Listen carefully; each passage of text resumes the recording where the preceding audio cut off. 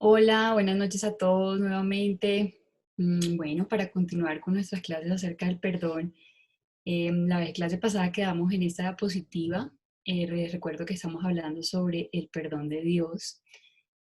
Para esta clase, bueno, les insisto nuevamente en que sigan con su papelito con las personas a las que están orando fuertemente y a quienes tienen en su corazón porque necesitan perdonarlos.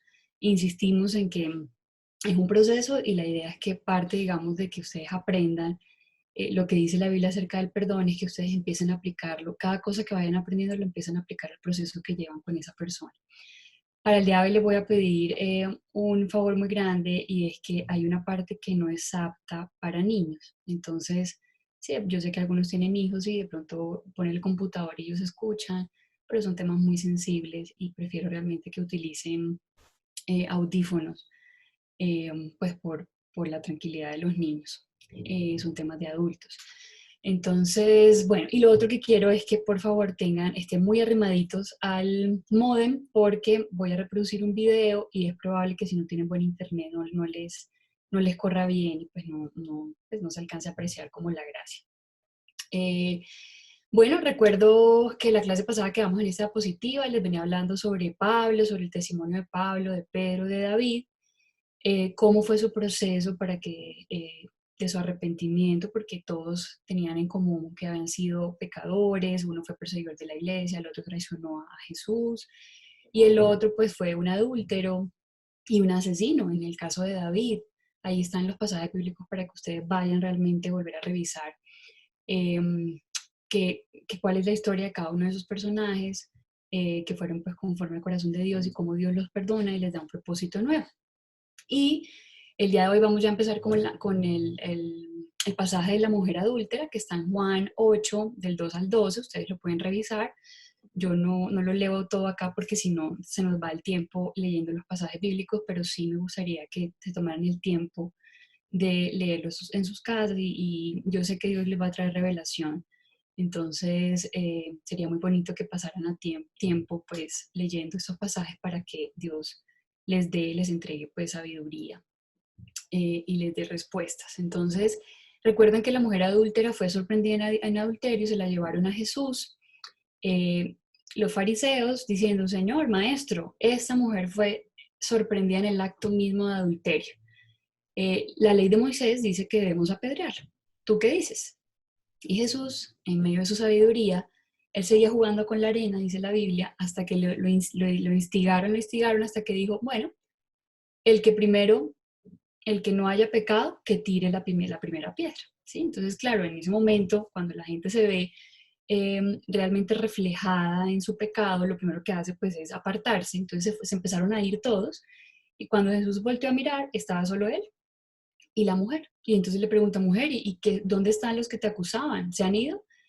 Y la mujer le dice, sí, maestro, todos se fueron. Ah, bueno, yo no te condeno, vete y no peques más, ¿sí?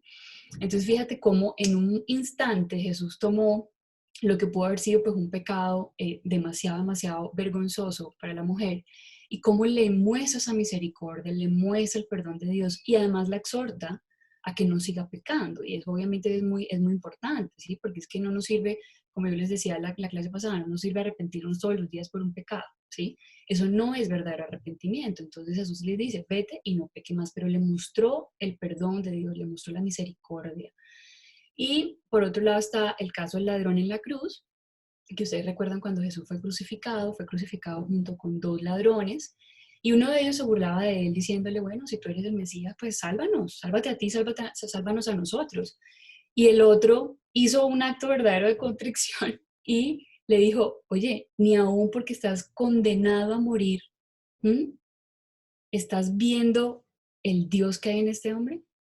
Y entonces él se voltea y le dice a Jesús, acuérdate de mí, ¿m? Cuando estés en tu reino. Y Jesús se voltea y le dice, te aseguro que tú estarás hoy conmigo en el paraíso. O sea, ¿qué le dijo? Pues que iba a ser salvo, ¿sí? Lo perdonó, porque si tenemos salvación es porque hemos tenido perdón de pecados. Y fue así instantáneo. Él no necesitó ni siquiera, ni siquiera tuvo tiempo de decirlo en voz alta, además de lo que le alcanzó a decir a Jesús, pero Jesús, que conoce nuestros corazones, sabía que estaba frente a un corazón arrepentido Y por eso le otorgó el perdón así, porque así son las cosas con Dios. El perdón con Dios es así, de un momento para otro. Es el perdón maravilloso y absolutamente completo y genuino y además verdadero que Él nos ofrece. Entonces, todos estos ejemplos y muchos más en la Biblia, pero para mostrarles que así es el perdón de Dios, que definitivamente Dios es un ser lleno de amor y de perdón, su capacidad de perdonar es infinita y Él jamás rechaza un corazón arrepentido.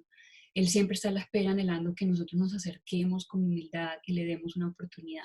Y no solamente nos perdona, sino como vimos en varios de estos personajes, nos da un nuevo propósito. Así que no tardemos en aceptar ese amor y ese perdón de Dios.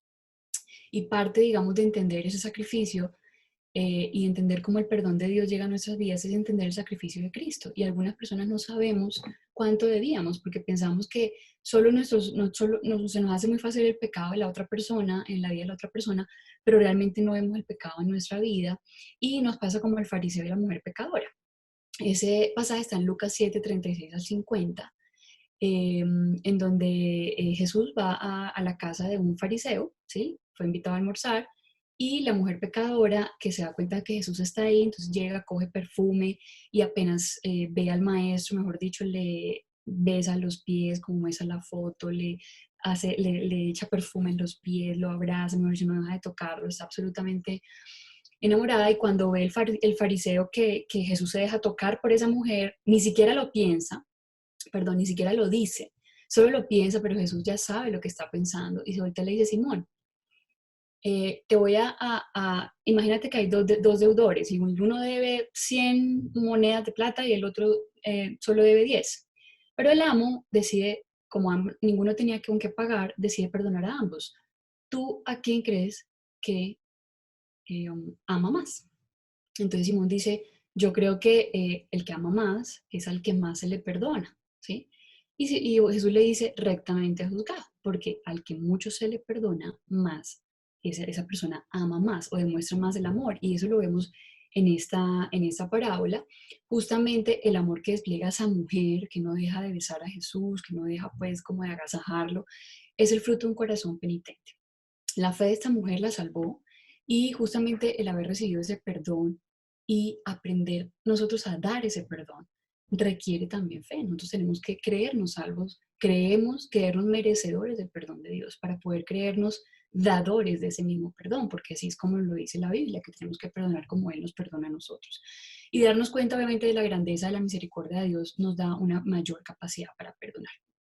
Quiero que me acompañen a leer estas letras que a mí pues, realmente de manera personal ha marcado mi vida, porque yo creo que el día que leí esto me di cuenta realmente de todo lo que Dios me ha perdonado, porque a veces, como les digo, vemos mucho el pecado de la otra persona, pero para ver nuestro pecado nos cuesta mucho y a veces pensamos que de pronto porque conocimos a Dios muy jóvenes en la vida, pues a nosotros no nos perdonaron casi, pero entonces los otros que tuvieron tanto tiempo para pecar, ahí sí, mejor dicho, no, eso es terrible la gracia que se ha necesitado para perdonarlos a ellos.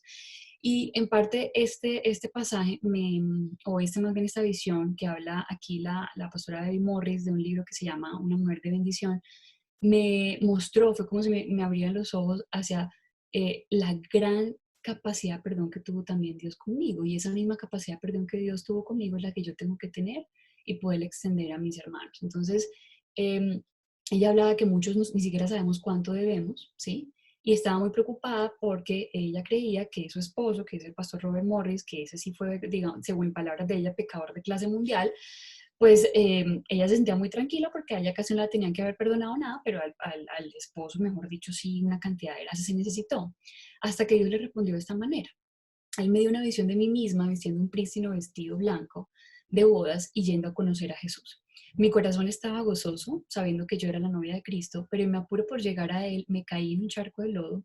En un instante mi vestido estaba arruinado.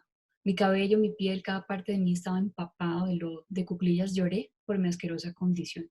Mientras lloraba, el Señor me reveló la realidad de la suciedad de mi propia vida. Él me mostró la rebeldía interna y las actitudes impías que tenía, incluso las de pequeña. Me mostró cuán pecadora era de verdad antes de ser salva. Estoy tan sucia, gemí. Luego, en medio de mis lágrimas, vi que alguien entró en el lodo conmigo. Miré sus pies, vi las marcas de los clavos y me di cuenta de que era Jesús. Parado en el lodo pero limpio, me extendió su mano.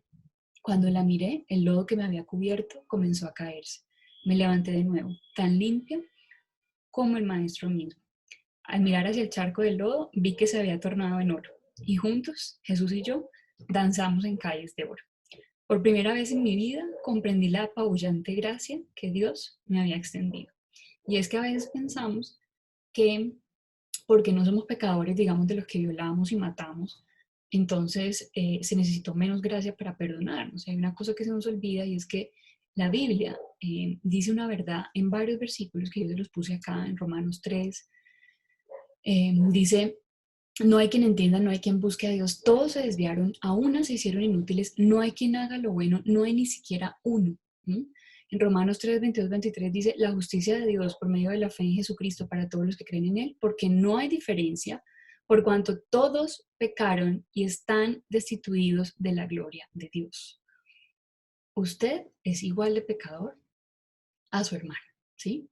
Yo soy igual de pecador que usted. Ante los ojos de Dios, todos, por ser humanos, desde el pecado original, desde Adán, perdón, estábamos destituidos de la gloria de Dios. Así que todos necesitamos exactamente la misma gracia. Éramos como los deudores, ambos debían, ¿sí? A ambos se les perdonó.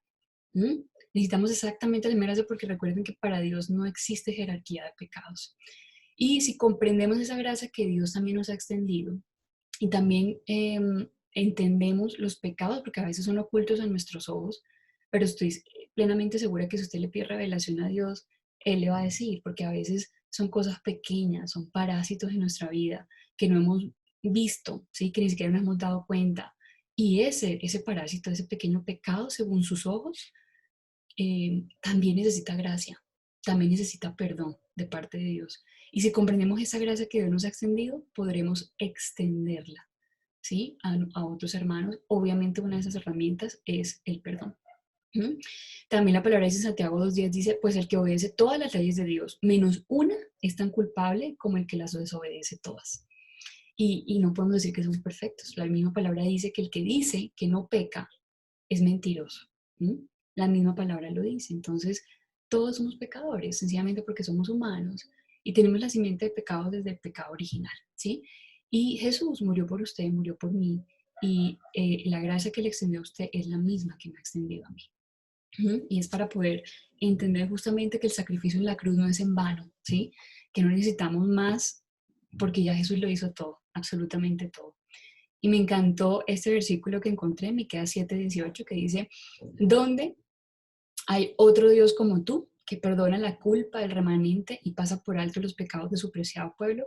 No seguirás enojado con tu pueblo para siempre, porque tú te deleitas en mostrar tu amor inagotable. Así es el amor de Dios y el perdón de Dios, que también es inagotable para con nosotros. Aquí quiero hablar sobre este libro que tiene una parte que se llama La prueba del perdón. El libro se llama El sueño al destino, también son una serie de prédicas, son 10 en total, y él enseña pues cómo llegar del sueño al destino y cómo son las pruebas que uno tiene que pasar para cumplir el propósito de Dios en la vida. Y una de ellas es la prueba del perdón y está basada en la historia de José, el hijo de Jacob, ¿sí? Eso lo encuentran en Génesis 46, más o menos empieza, si no estoy mal. Y él habla de que la palabra perdón viene del hebreo que significa absolver o liberar por completo, que muchas veces la encontramos más frecuentemente traducidas como sobrellevar o levantar, ¿sí? Y justamente eso fue lo que hizo Jesús con nuestros pecados, por eso tenemos el perdón de pecado por el sacrificio de Jesús, porque eso fue lo que él hizo, él cogió nuestros pecados y los sobrellevó. En ese momento todo el pecado del mundo estaba sobre los hombros de Jesús. Y esa es la manera como perdona a Dios, a través de su Hijo.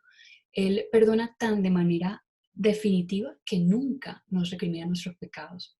Y usted, como consecuencia, tampoco debe recriminarlos, porque si estamos hablando de que perdón es absolver a esa persona del castigo que merece o de la culpa que tiene, no sirve de nada poner el dedo en la llaga. No sirve de nada decir, pero es que tú me hiciste, pero es que no, eso, el recordar es abrir más heridas, o no, no solo recordar, perdón, más bien es como en rebuscar ahí en la falta, lo que hace es abrir más heridas, y a veces nos quedamos ahí, y eso es lo que no nos deja avanzar.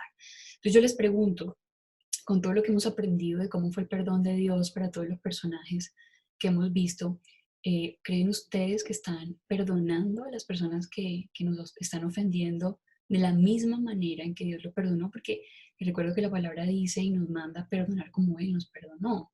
Pero ¿qué tan cierto es eso en nuestras vidas? Es la pregunta, ¿sí? ¿Será que si los absolvemos, si los perdonamos de manera completa y además gratuita, como Dios lo perdonó? Y déjeme decirle que ese es el perdón verdadero, ese es el perdón que usted tiene que empezar a dar, ¿sí? Para poder ver el propósito, no solamente el propósito de Dios en su vida, sino para liberarse completamente de la amargura.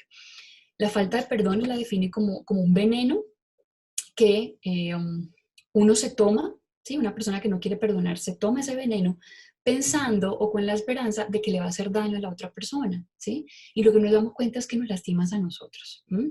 Y hará que toda la vida, mientras no perdonemos, vayamos a vivir en tormento. Y esta parábola del deudor que no perdona, Mateo 18, del 21 al 34, la pueden revisar, es un poquito larga, pero me encantó porque resulta que un rey estaba decidido pues como a cobrarles a todos los que les debía. Entonces, lo mismo que en la parábola de los dos deudores, ya mandó llamar a dos personas que le debían y les empezó a cobrar, ¿sí? Ninguno de los dos tenía con qué pagarlos y ellos le suplicaron que lo perdonara. El rey finalmente los perdonó y los dejó libres. Y uno de ellos apenas salió, después de que fue perdonado su deuda, entonces fue a buscar a alguien que le debía él también. ¿M? Y en vez de perdonar a ese otro personaje, lo que hizo fue, mejor dicho, casi que recriminarlo, lo mandó a prisión, lo obligó a que pagara. Y algunas personas que habían visto eso fueron a contarle al rey. Le dijo, mira, rey, tú perdonaste a este personaje, pero él no fue capaz de perdonar al que también le debía. Entonces el rey se puso muy, muy furioso, mandó llamar al hombre y dice, siervo malvado, te perdoné esa tremenda deuda porque me lo rogaste. ¿No deberías haber tenido compasión de tu compañero así como yo tuve compasión de ti? Entonces el rey, enojado, envió al hombre a la prisión para que lo torturaran hasta que pagara toda la deuda. Y fíjate lo que dice Jesús después. Esto es lo que hará mi Padre Celestial a ustedes si se niegan a perdonar de corazón a sus hermanos. O sea, 100%. A veces pensamos que lo hemos perdonado todo. Y a veces pasa algo que vuelve a brotar todos esos malos sentimientos en nosotros. Y ahí nos damos cuenta que realmente nuestro perdón no ha sido 100%. No es el tipo de perdón que Dios quiere para nosotros. No es el tipo de perdón que Dios nos ha extendido a nosotros. Y a mí me dolió leer esto porque fíjate que así hará mi Padre Celestial. O sea, viviremos en tormento. Estaremos en tormento porque no nos liberamos, no nos absolvemos por completo. Eh, Hablando ya como tal del ejemplo pues de José y el perdón en la Biblia, ustedes también lo pueden revisar, eso está en Génesis 50. Estos versículos son del 15 al 20. ¿Sí? Entonces, les recuerdo un poquito la historia de José, el hijo menor de Jacob, el favorito de Jacob. Los hermanos le tenían una envidia tremenda y él tenía un don y era de interpretar sueños, ¿sí? Entonces, los hermanos decidieron venderlo al mejor postor. Primero querían matarlo, luego afortunadamente Rubén, el hermano mayor, dijo, no, vengan, vengan, no nos ensuciemos las manos de sangre, vamos a venderlo al menos y así se lo van a llevar, etcétera, etcétera. Pero Rubén en su corazón sí tenía después de volvérselo a su padre, pero eso no pasó. José fue vendido como esclavo y fue a dar a Egipto. Allá pasaron una serie, tenía 17 años cuando fue vendido y hasta los 30 dice la Biblia, que después de pasar por un montón de pruebas, que esas son las pruebas de las que el pastor Robert Morris habla en su libro Del sueño al destino, finalmente fue nombrado gobernador de Egipto, o sea, el segundo al mando en Egipto, ¿sí? Entonces, por esa época es que Jacob, su padre, muere y ahí empieza entonces esa historia. El versículo 15 dice, pero ahora que su padre había muerto, los hermanos de José tuvieron temor y se decían, ahora José mostrará su enojo y se vengará por todo el mal que le hicimos. Entonces enviaron a José un mensaje que decía, antes de morir, tu padre nos mandó que te dijéramos, por favor, perdona a tus hermanos por el gran mal que te hicieron, por el pecado de haberte tratado con tanta crueldad. Por eso nosotros, los siervos de Dios de tu Padre, te suplicamos que perdones nuestro pecado. Cuando José recibió el mensaje, perdió el control y se echó a llorar. Entonces sus hermanos llegaron y se arrojaron al suelo delante de José y dijeron, mira, somos tus esclavos. Pero José les respondió, no tengan miedo. ¿Acaso soy yo Dios para castigarlos? Ustedes se propusieron hacerme mal, pero Dios dispuso todo para bien, Él me puso en este cargo para que yo pudiera salvar la vida de muchas personas. No tengan miedo, yo seguiré cuidando de ustedes y de sus hijos. Así que hablándoles con ternura y bondad, los reconforto. Eso es otro ejemplo del perdón de Dios. Perdona al 100%. Fíjense además que Jesús, a ustedes les dicen como, o sea, ¿por qué tienen miedo? Yo no soy quien para castigarlos. Él tenía muy claro que el único juez es Dios. Y a veces nosotros nos creemos jueces, ¿sí? Nos creemos con derecho de decirle, uy, esa persona es, mejor dicho, eso es un cafre, eso es terrible, no sé qué, porque es que cuando nosotros nos equivocamos, solo fue un error. Pero si otro se equivoca, ese sí es un pecado terrible, imperdonable, ¿sí? Él entendió que el único juez es Dios. El único que nunca ha pecado es Él. Nosotros somos justificados por Jesús, pero nosotros no somos justos, ¿sí? Eso lo dice la palabra, recuerden, no había uno justo, ¿m? No había ni uno solo. Y fíjate cómo después dice, no solamente los perdono, sino que además voy a seguir cuidando de ustedes y además de sus hijos. Y le brindó ternura y le brindó bondad y los consoló y los reconfortó. Eso es un ejemplo realmente de que sí, de que Dios nos extiende tanto amor y tanto perdón que nosotros deberíamos estar en la capacidad de extender a las otras personas el mismo perdón y la misma capacidad de amarlos, ¿sí? La Biblia dice que tenemos que amar a nuestros enemigos y ahí es donde verdaderamente empieza la prueba del perdón. Porque perdonar a una persona que te habló mal y después se arrepienta es muy fácil. ¿Mm? Pero para perdonar a una persona que te hizo daño, ¿sí? Y todavía te sigue manipulando, todavía te sigue mintiendo, esa es la verdadera prueba, ¿sí? Esa es la prueba que Dios quiere que usted y yo atravescamos y además salgamos exitosos y victoriosos de la prueba.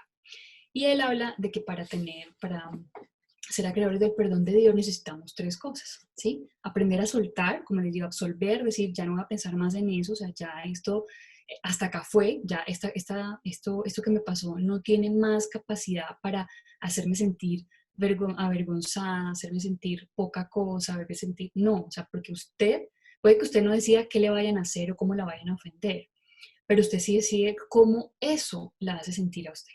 Usted puede seguir sintiéndose mal toda la vida o puede decidir perdonar y tener un antes y un después, porque así lo hace Dios. Recuerde que Dios todo lo hace nuevo. ¿Mm? Dios lo restituye absolutamente todo. Si usted tiene a Dios en su corazón, Él hoy, ¿sí? Le está llevando a que usted suelte absolutamente todo ese dolor, lo suelte, lo absuelva por completo y empiece una nueva vida mirando a otros horizontes, ¿sí? Lo que Él le puede ofrecer. Lo otro importante es aprender a recibir el perdón, porque a veces, como les digo, a veces no podemos dar porque no lo hemos recibido, no lo hemos aprendido a recibir. Y por eso el testimonio y la visión que les di, o sea, darnos cuenta que nosotros también hemos pecado, que nosotros también hemos sido perdonados, sí, que Jesús también murió por nosotros y por nuestros pecados, nos ayuda a aprender a recibir ese perdón, sí. Y lo otro es creer que somos perdonados y creer que tenemos la capacidad de perdonar como Dios quiere que usted y yo perdonemos, ¿sí?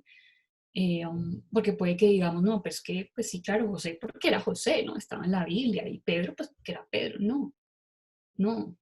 Jesús nos habla a usted y a mí también, ¿sí? Así tenemos que aprender a perdonar. Y suena difícil, sí, claro, pero es que finalmente no es una cosa que usted vaya a hacer por sus propias fuerzas, recuerde. Usted lo hace es porque Dios le da la capacidad de perdonar.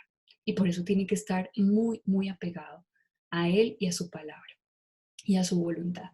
Todos esos versículos que están aquí hablan de perdón de pecados, pues eso es un instituto bíblico, entonces como comprenderán, me tomé el trabajo de buscar varios versículos que ilustraran, digamos, cómo obtenemos el perdón de pecados, y ahí ustedes lo tienen. Me encanta el primera Juan 2:2, que les recomiendo pues que lo busquen y además se lo aprendan, ¿listo?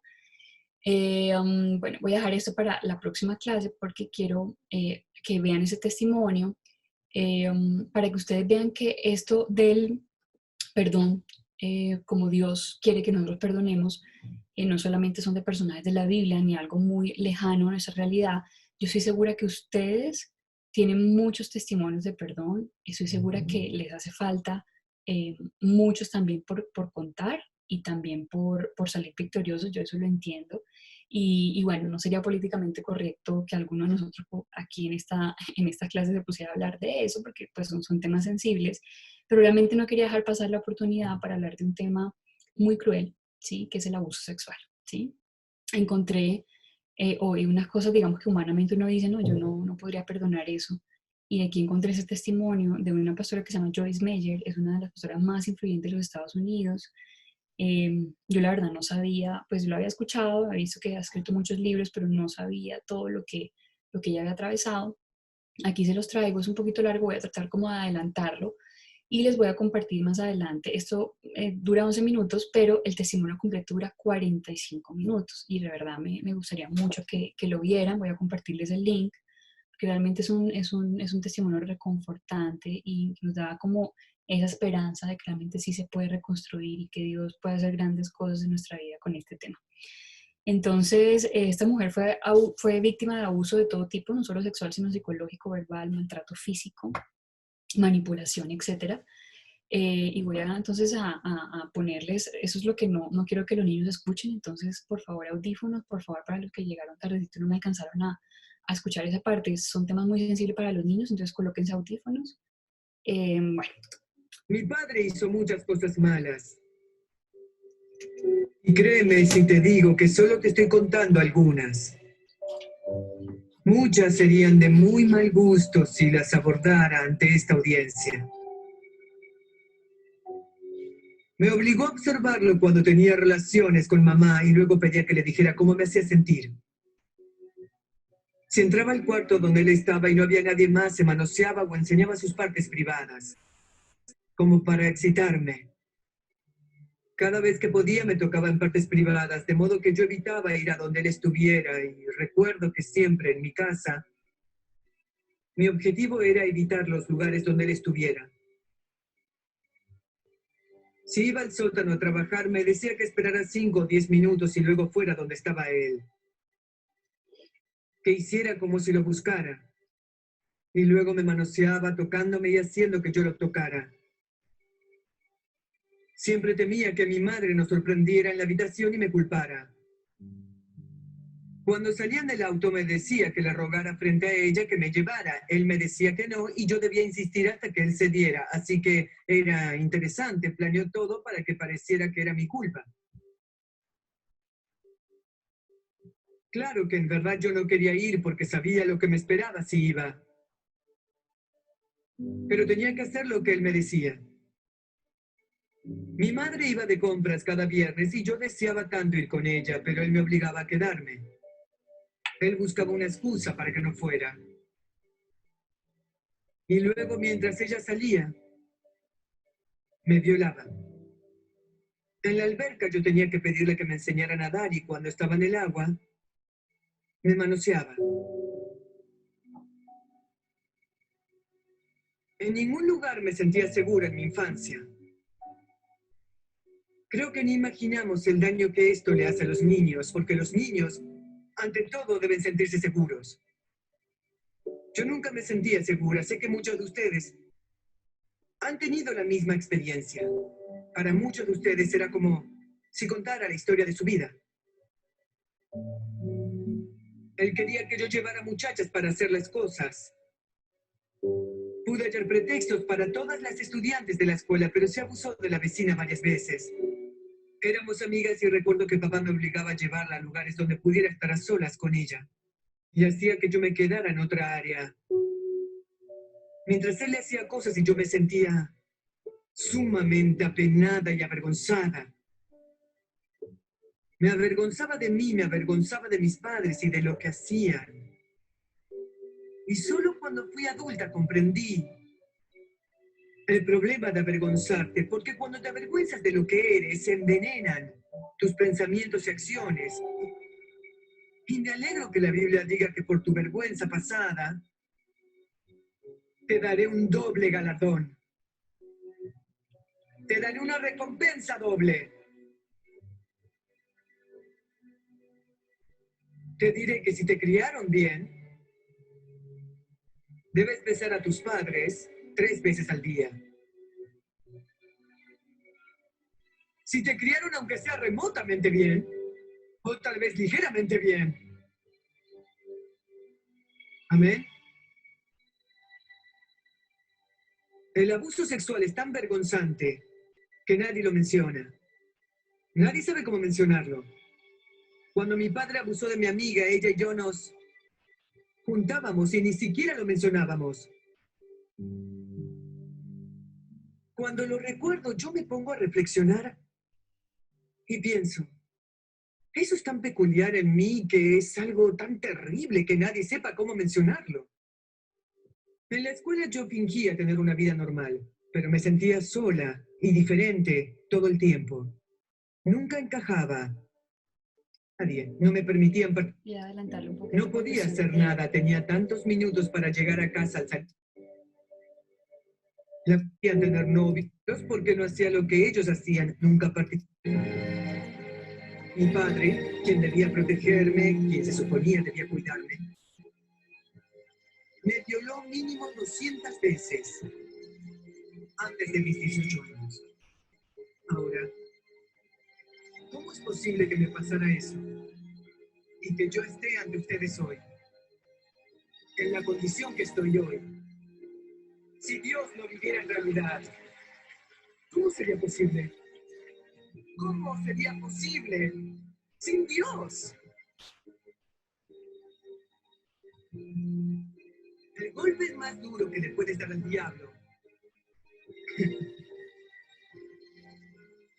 es que le entregues tu dolor a Dios para que lo convierta en bendición. Que le des tu desorden para que se convierta en tu mensaje. Porque cuando te estoy diciendo que sé lo que significa sufrir, debes creerme. Y si te doy mi testimonio y te digo que soy sana, entera, salva y buena, y que he tenido un gran matrimonio de 43 años y 4 hijos sirviendo a Dios y 10 nietos, y que amo mi vida, y creo que soy de valor para el reino de Dios, eso te da esperanza, de que Dios lo hará por ti. Amén. Por eso hago esto, porque quiero para que sepas lo bueno que es Dios y que tu lucha vale la pena, tu viaje vale la pena.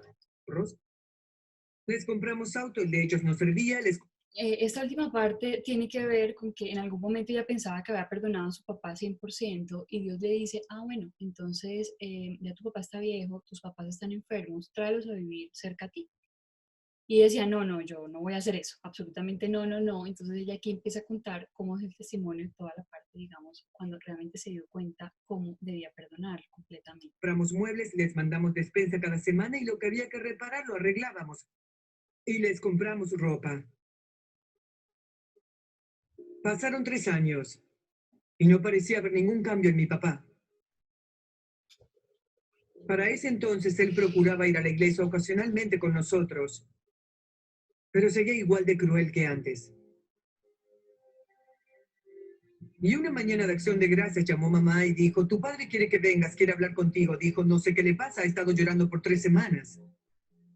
Dijo, creo que sé, pero más vale que vengas. Así que Dave y yo fuimos y él me miró y empezó a llorar y dijo, quiero decirte cuánto lamento lo que te hice. Y dijo, tengo 3 años queriendo decir algo, pero no he tenido el valor, no tenía el valor para hacerlo. Y miró a Dave y le dijo, casi cualquier hombre en tu lugar me mataría. Y tú nunca me has tratado mal siquiera. Y